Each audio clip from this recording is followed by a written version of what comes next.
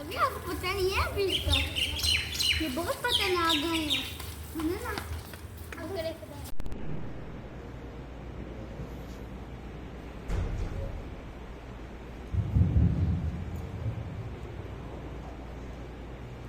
استووا استقيموا واعتدلوا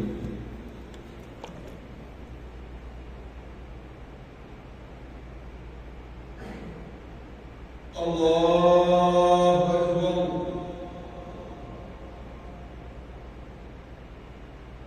الله أكبر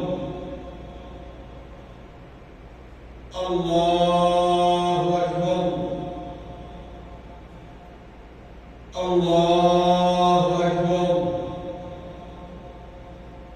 الله أكبر الله أكبر الله أكبر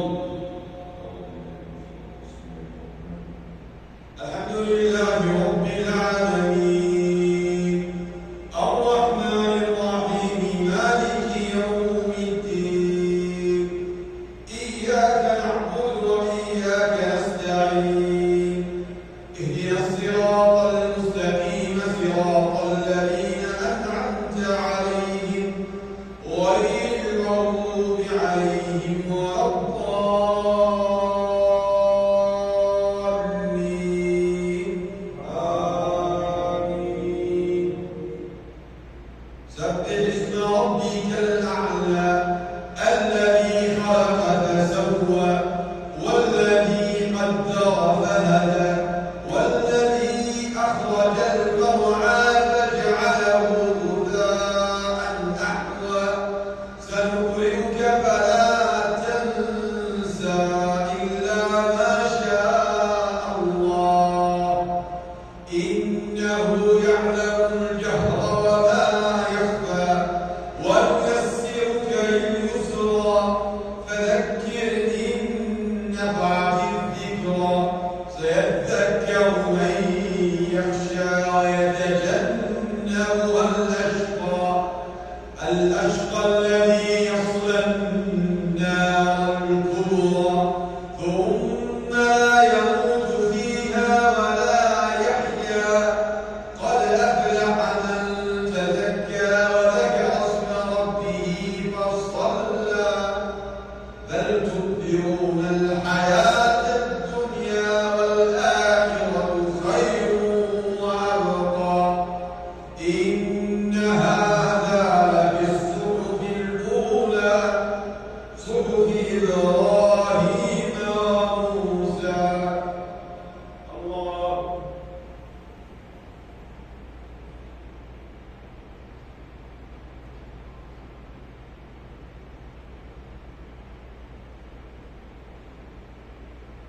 سمع الله حميد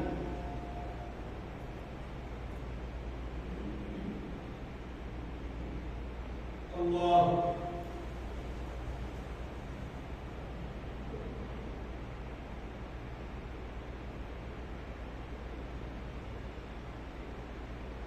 الله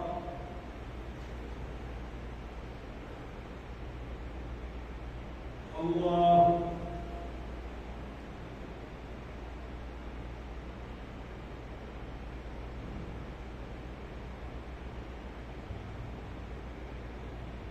الله أكبر الله أكبر الله أكبر الله أكبر الله أكبر الله أكبر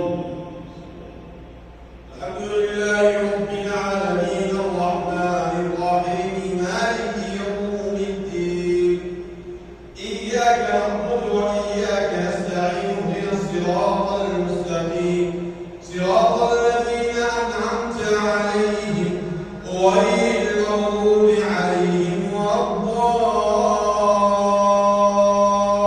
الضالين آمين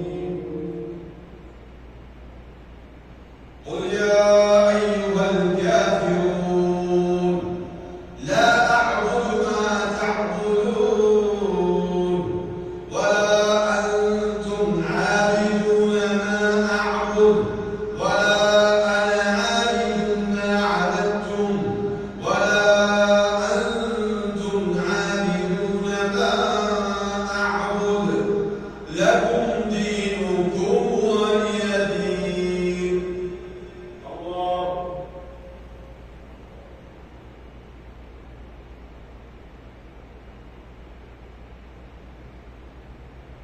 سمع الله لمن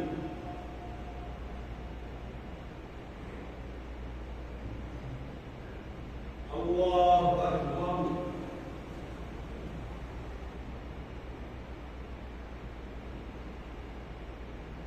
الله.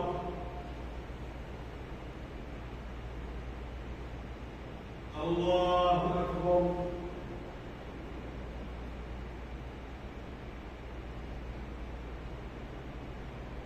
الله.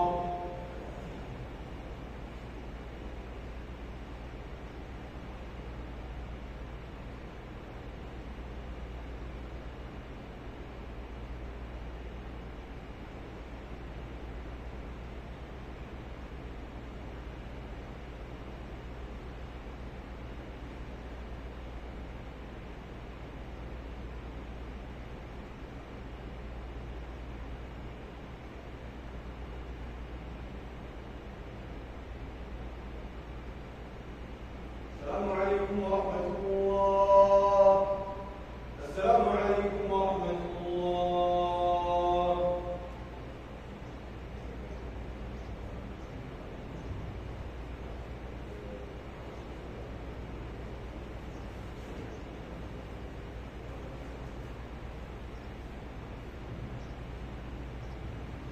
الله أكبر. الله أكبر. لا إله إلا الله. الله أكبر. الله أكبر ولله الحمد. الله أكبر ما أحرم حاج واعتمر. الله أكبر ما لبى ملبي لله وذكر.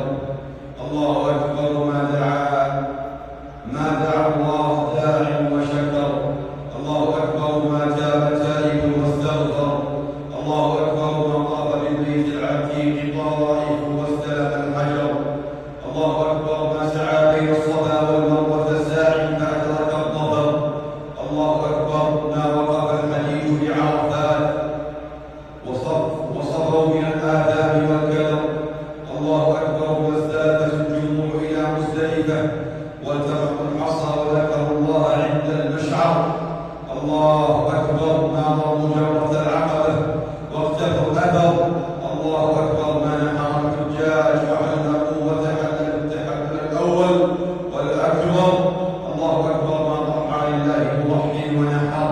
الله أكبر ما أتم الحجاج مناسكهم ونالوا الجزاء الأوفر.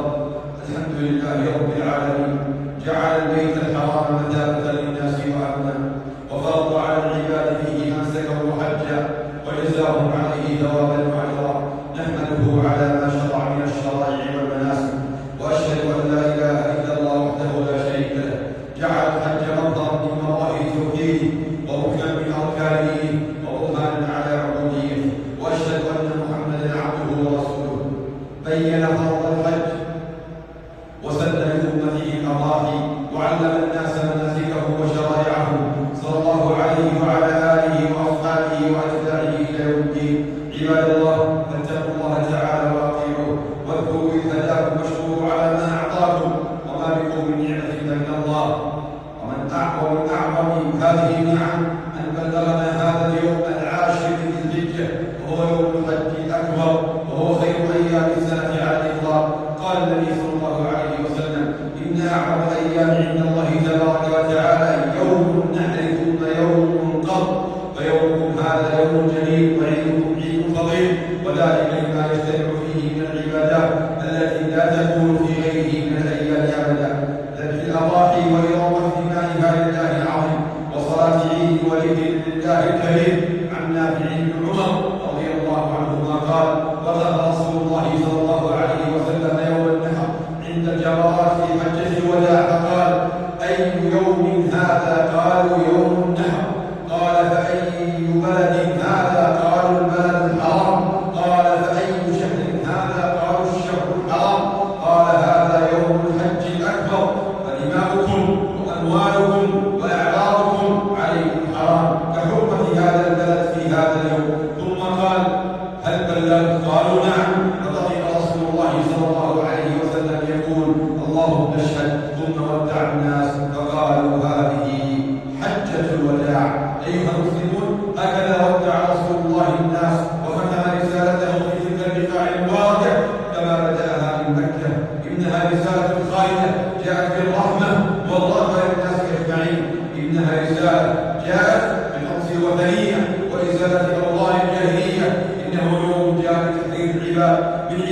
العباد وتوجيههم إلى عبادة رب العباد.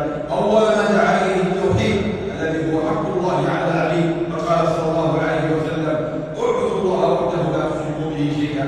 وحذر صلى الله عليه وسلم من الشرك كله صغيره وكبيره، قال الله تعالى: ومن كان يرجو لقاء ربه فليعمل عملا صالحا ولا يشرك بعبادة ربه أحدا.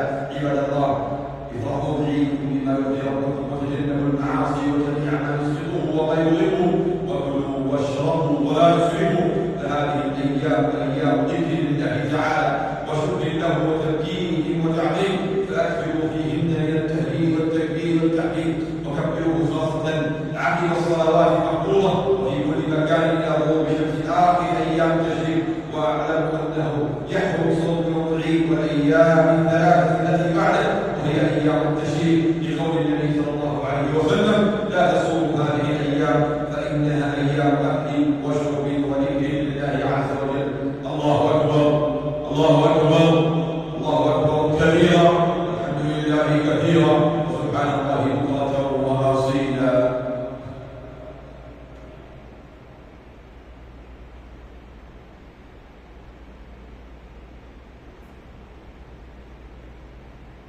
الحمد لله رب العالمين، الحمد لله حمدا كثيرا طيبا مباركا فيه. الله أكبر كبيرا، والحمد لله كثيرا، وسبحان الله بكرة وأصيلا.